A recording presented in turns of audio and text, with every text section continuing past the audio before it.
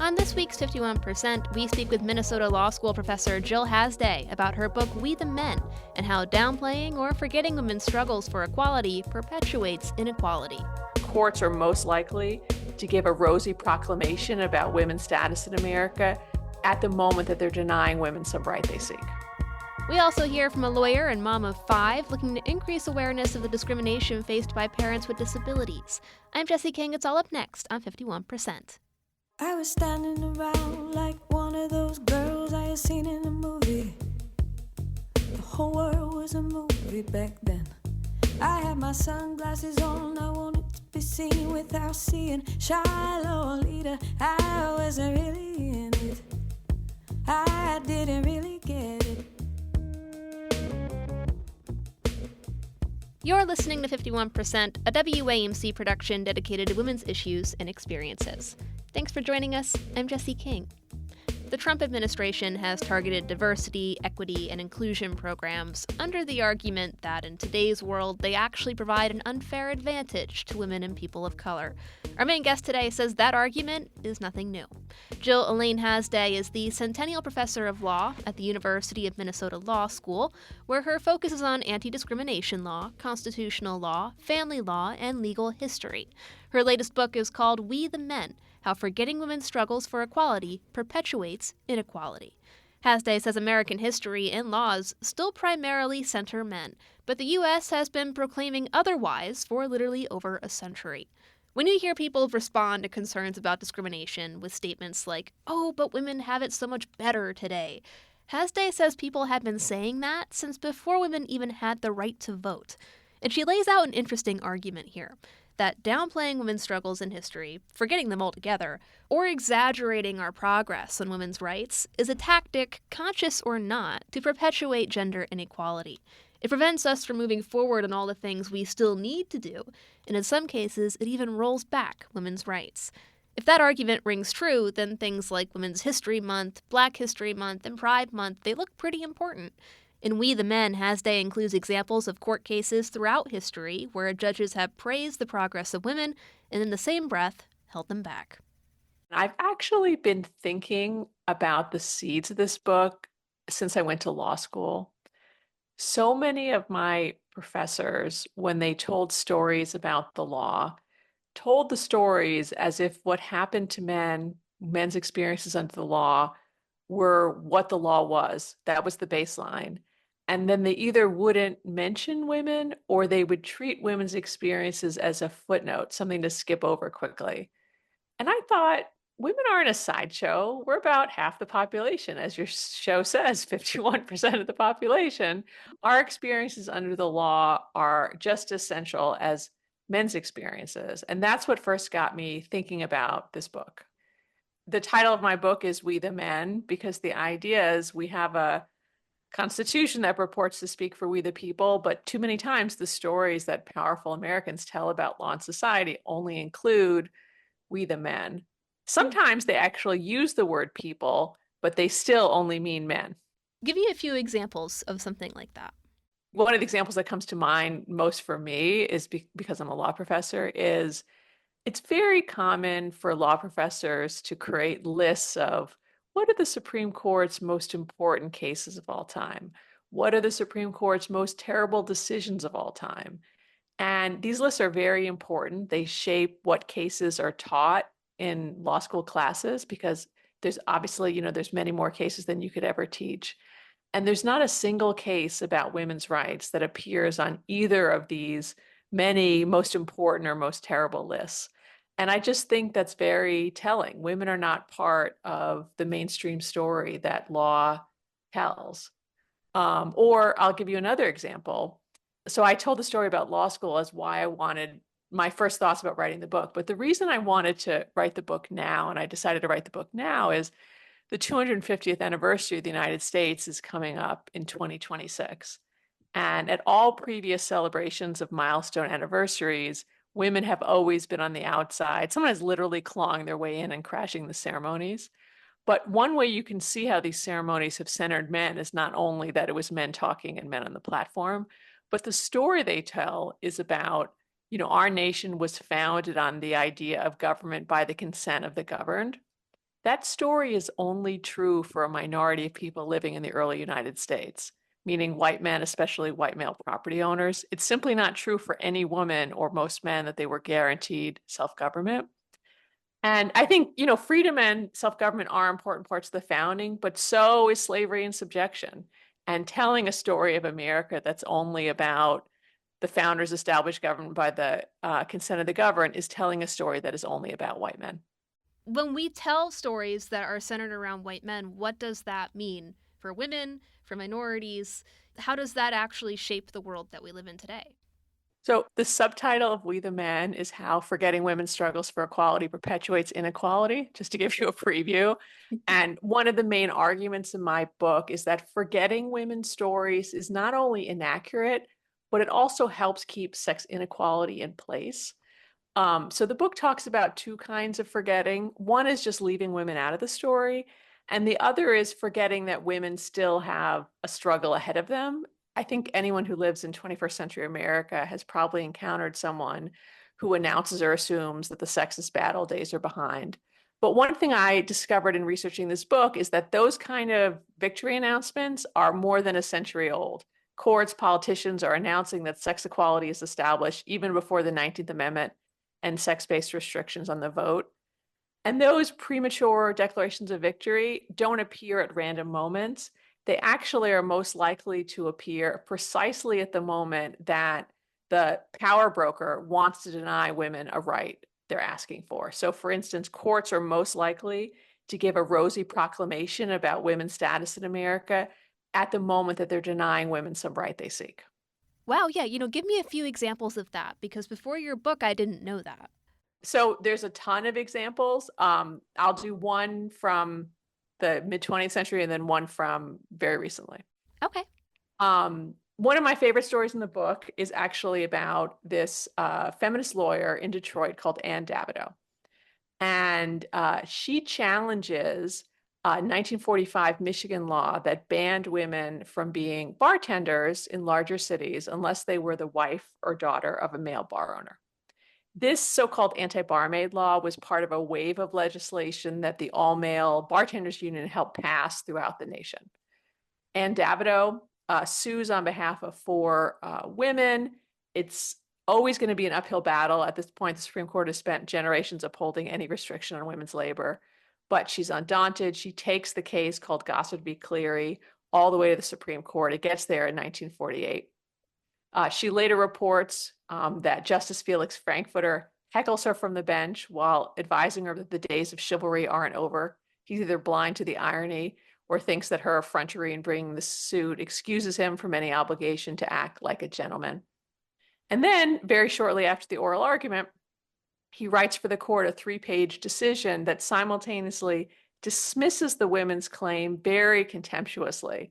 At one point, he says, to ask whether this law is constitutional is, immediately to answer it, but simultaneously says women have achieved so much. And this case, throughout the 20th century, you see, I have tons of cases where the court is saying simultaneously, we won't give you equal rights, but don't worry, you already have so much. The most recent prominent example is actually from 2022 in the Dobbs case. That's the Supreme Court decision that overturned Roe and eliminated federal constitutional limits on legislative power over abortion. In the course of this enormous setback and rollback of women's rights, the court says, don't worry, taking all checks off legislative power over abortion is going to be fine. There's no more stigma against unmarried women. We have a tremendous social safety net. And of course, women have so much political power. Not surprisingly, this kind of argument depends on leaving out everything that makes it less true. For instance, the court in Dobbs makes much of the fact that women are a majority of registered voters, but doesn't mention that the Mississippi anti-abortion law that was at issue in that case was passed by a legislature that was over 85% male. In other words, these kind of statements of victory aren't just incorrect, but they're actually weaponized as a way of justifying and perpetuating inequality. Well, kind of on the topic of Dobbs, I'm wondering how you see this playing out in our current events today. Some things that kind of come to mind to me are the backlash to DEI initiatives, We've got the SAVE Act, which we actually just talked about last week, and which could create some hurdles for women looking to get registered to vote. The pattern that you write about, are you seeing that a lot today? Yeah. First thing I want to point out is women are sometimes left out of the story, even when courts or politicians or other textbook writers talk about women. So, for instance, one of the things the book talks about is what I call men's spontaneous enlightenment stories. And the idea is, don't worry, women didn't have to fight for anything. Men gave it to them in their wisdom. If you've ever read a textbook say men gave women the vote in the 19th Amendment, that's an example of that. So why is that story inaccurate? For two reasons. One, 19th Amendment ends sex-based restrictions on the vote, but it doesn't actually guarantee anyone the vote. Many women, especially women of color, are denied the vote after 1920. But two, the 19th Amendment is not a gift. It's a multi-generational battle. Women are literally being attacked as they picket outside the White House. It's bloody. Women are arrested, they're thrown in jail, they're force-fed, etc. The second thing I want to say when you bring up current events is the book talks a lot about commemorating women, or more specifically, women's absence from the commemorative landscape. And I think it's easy for people to assume, oh, that's kind of inertia. No one thought of having statues for women, and then we just kind of keep old patterns. But really, one of the things I show in the book is that the reason there's so few commemorations of women is because there's been so many fights about it. And the reason there are so many fights about it is exactly what you alluded to, which is fights about commemoration are only partially about the past. They're really about the present and future. So, for instance, the book talks about Donald Trump's opposition to placing Harriet Tubman on the front of the $20 bill since the Obama administration first announced that plan in 2016. Right now on the $20 bill, of course, is President Andrew Jackson. He was a slaveholder, and he forcibly removed Native American tribes from their land. Harriet Tubman is one of the most amazing Americans who ever lived. She was an abolitionist and suffragist who freed herself and hundreds of others from bondage before becoming a Union spy, scout, and nurse during the Civil War. But Trump has dismissed efforts to put Tubman on the $20 bill as, this is his quote, pure political correctness. And certainly many headlines you see in the news today are about efforts to rewrite history. So the Department of Defense no longer celebrates Women's History Month or Black History Month. The National Park Service took Harriet Tubman's portrait off the webpage for the Underground Railroad until outrage forced them to put it back. Why are they going through historical memory? Because they know that historical memory shapes present thought and future action. Commemorations are important because they're about the future. Well, in the spirit of remembering women's struggles for equality, what are some historical events that you feel are frequently misremembered or forgotten? That's an interesting question. Well, I think the 19th Amendment is often remembered as like women, dainty white women in parasols, and people it's not a question of forget. They never knew that how bloody it was and how much resistance there was, in part because the second the 19th Amendment is won, the men writing the textbooks immediately treat it as inevitable and not a big deal. It's only that in retrospect. I think we also forget that struggles over voting rights don't end in 1920 with the 19th Amendment's ratification. The US doesn't take systematic efforts to extend voting rights to women and men of color until the 1965 Voting Rights Act. And of course, struggles over voting and voter suppression continue to this day. And I think one thing I think is powerful about these stories about America is that they can get into people's common sense, even if there's a way in which many people know they're not true. So I think we're all very familiar with stories saying, women, the world is your oyster. You can achieve everything, even though we simultaneously know that there's actually a lot of systematic barriers that remain. I'd like to talk a little bit about the Equal Rights Amendment, if you're open to it. Because, it made some big news towards the beginning of the year, and I think the debate over the ERA is a pretty big example of how women are largely left out of the Constitution. I have a lot to say about the ERA, as you can imagine. My book actually talks quite a bit about the ERA, in part because Phyllis Schlafly, the woman who's the most sort of famous leader of the anti-ERA movement in the 70s and 80s, made two central arguments against the ERA. One, that the ERA was unnecessary because America had already eliminated discrimination against women. And two, that the ERA was dangerous because it would unleash a parade of horribles, including same-sex marriage, and she had many other ideas. And one of the things the book shows is how anti-feminists have really stuck to her playbook, meaning when they counter feminist initiatives to protect abortion rights or extend government support for childcare, et cetera, they will often rely on this idea that these are unnecessary because sex equality has been achieved, and then simultaneously say it's dangerous because it'll change women's role in society. So the ERA has been in the news, as you said. When Congress sends the ERA out to the states in 1972, ERA opponents managed to insert a 7-year ratification deadline as part of the resolution sending the ERA to the states.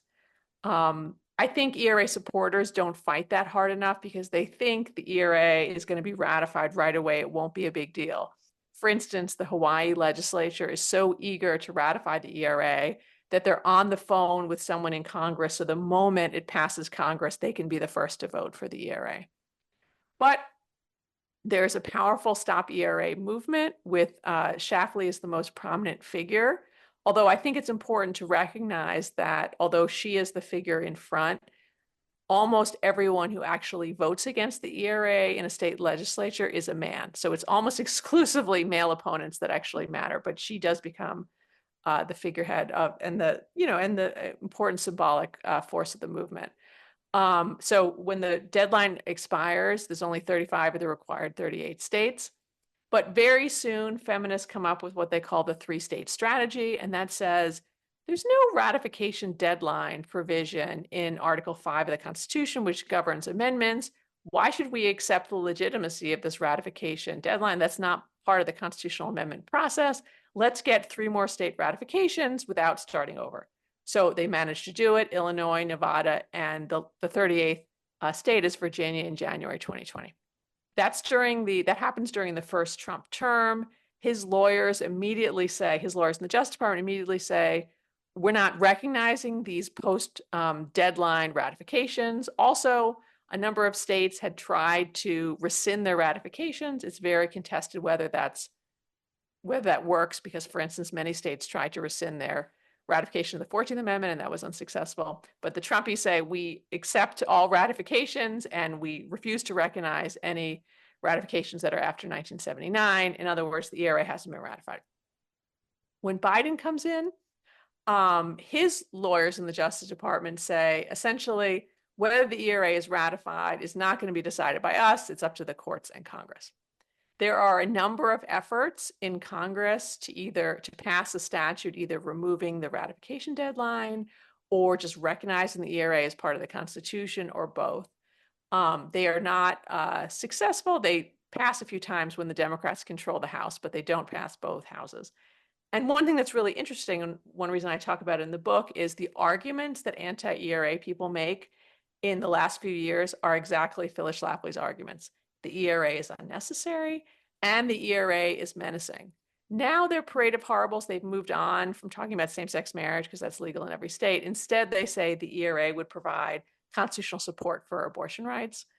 There's some irony here because usually anti-abortion activists refuse to acknowledge any connection between abortion rights and sex equality, but here they do. So it doesn't pass Congress. In the very last days of the Biden presidency, there's a push to get Biden to order the archivist, who has statutory control over recognizing amendments, who's part of the executive branch, to just recognize the ERA. Biden doesn't do it. Instead, he releases a statement saying, I personally believe the ERA's ratification is complete. Then Trump comes back in, and he's definitely not going to do anything to recognize the ERA. But there's a lawsuit that's been filed where the person is challenging the constitutionality of male-only military registration under both the Fifth Amendment of the U.S. Constitution, but also arguing that it's unconstitutional under the ERA. So it's possible a court will actually issue a judgment about whether the ERA is part of the Constitution. So what can we do? Looking at the progress that still needs to be made on women's rights, aside from maybe the ERA, what would you like to see in our laws in the stories that we tell one another? So the book ends, I want to stress the book is not all doom and gloom. I end with like 35 pages in a chapter called Hope, which is about all the things we can do. And that spans teaching, commemoration, political representation, legislation, litigation, and everyday life. I think there are so many good legislative ideas. Coming up with ideas isn't the problem. The problem is getting them to pass. So, for instance, there are many, many studies showing that state laws preventing barring employers from asking about pay history before deciding what pay to offer decrease both sex and gender wage gaps. And a number of states, including Minnesota, have passed those laws, but not every state. And there have been efforts to get bans on pay history questions through Congress for the last 20 plus years, and it just hasn't passed. I think that would help. The book ends with a section called Everyday Life, because I do think that we all can make a difference in our everyday life, whether it's through public actions like voting or protesting, or private actions like talking to our friends, neighbors, relatives, family members. I hope that the book illuminates how forgetting women's struggles and the work the nation still has to do help promote complacency and perpetuate inequality. And again, my dream is that after reading the book, it'll be easier for people to spot these stories. Oh, you're telling a men's spontaneous enlightenment story. Or look at you, you're declaring equality at the very moment that you're denying equal rights. It's easier to spot it, to respond, and to call them out. I also think one of the lasting lessons of women's long history of struggle is that no important advance women have ever achieved has been quick, easy, or accomplished by anyone, no matter how amazing, acting alone. Generations of women have learned that lesson and persisted nonetheless. And I see the story this book tells as really cause for optimism in anti-feminist times, because there's been many other moments in American history of regression, of rollback of women's rights, and women have persisted nonetheless. Sometimes the only way up is through, and it's important not just to look at what's happening this week or this month or this year, but to think, how can we mobilize across generations? Because that's the only way usually to achieve lasting change. Jill Hasday is the Centennial Professor of Law at the University of Minnesota Law School and the author of We the Men: How Forgetting Women's Struggles for Equality Perpetuates Inequality. It's out now through Oxford University Press. Jill, thanks for taking the time. Thanks for having me.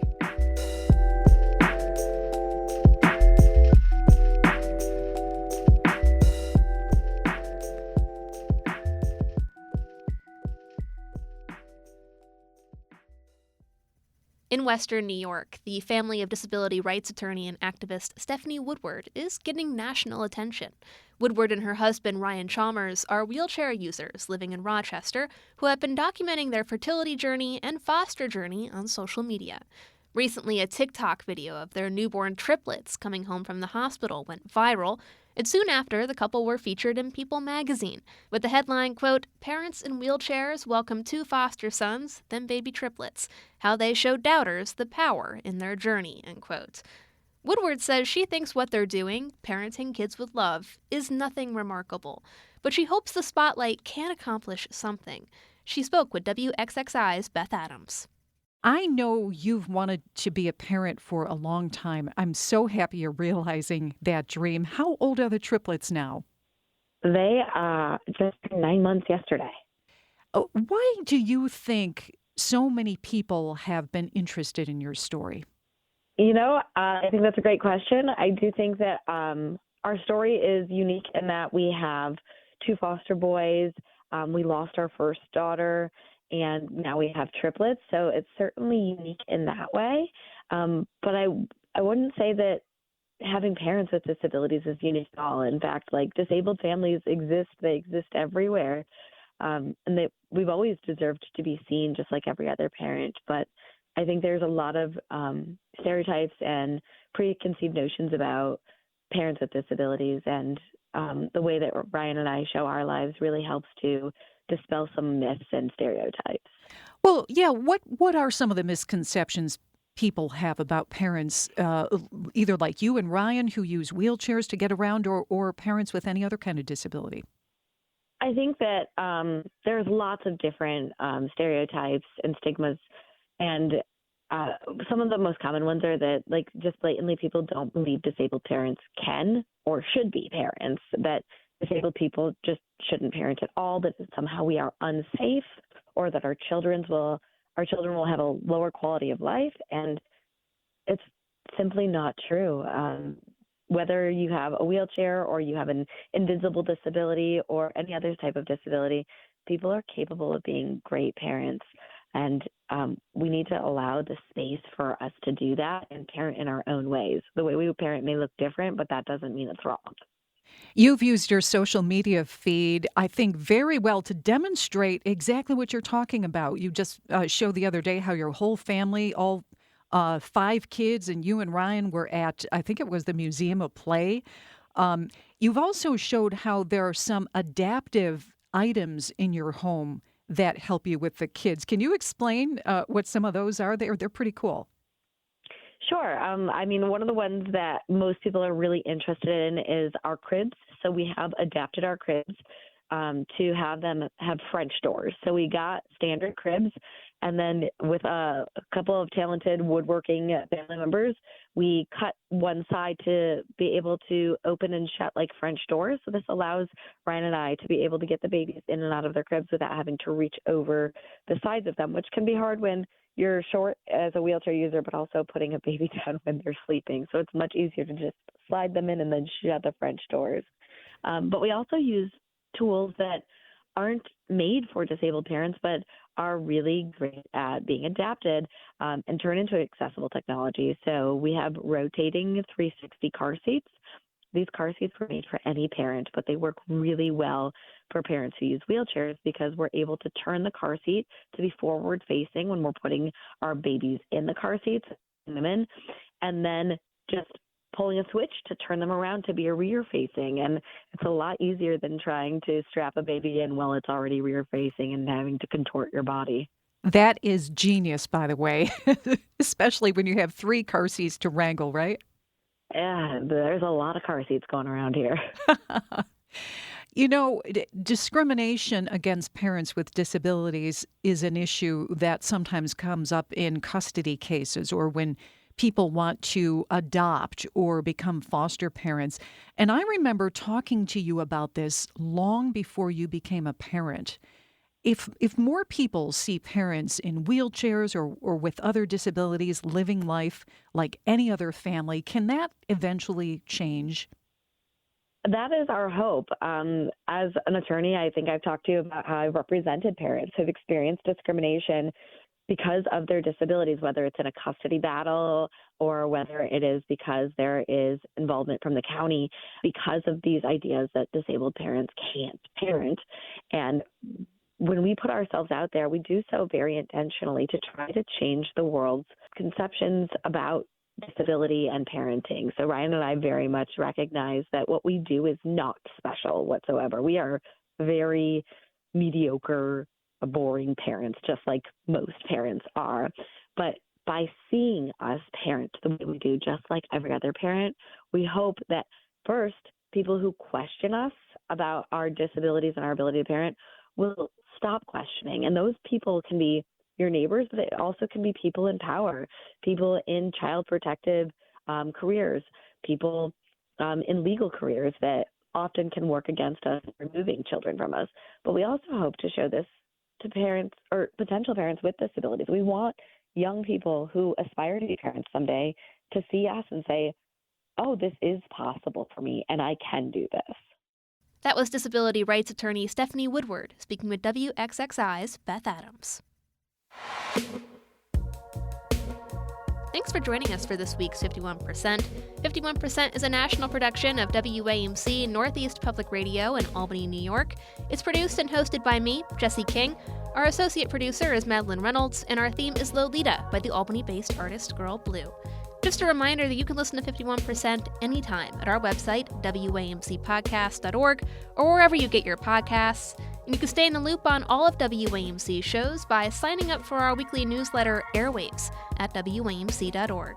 We hope you'll join us next week. Until then, I'm Jessie King, 51%. I was every single girl, I was nobody else, I was so sure of myself. I was 15 and a half, he was a hollow laugh. And I lost my cool somewhere along the way. The nightmare down the hallway, I had to learn how to look away.